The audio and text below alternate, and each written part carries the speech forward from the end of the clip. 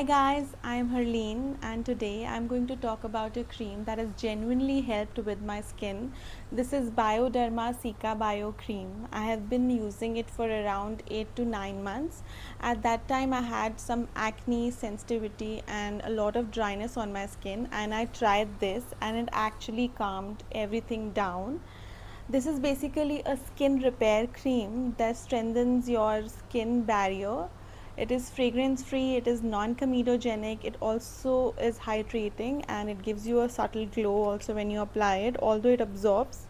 So you can see what kind of glow it will give to your skin.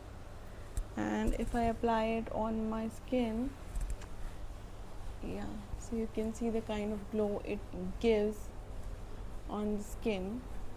It might feel a little heavy for oily skin, but for dry, damaged or sensitive skin it is very good. And you can also use it for your acne marks, wrinkles, red marks. It is expensive. I got it for around 1600 from Tira for 40 ml, and I use it as my daily moisturizer, like my day as well as night moisturizer. If you're looking to invest in a good skin repair barrier cream, it is definitely worth buying, and this is actually a very underrated product and a must buy.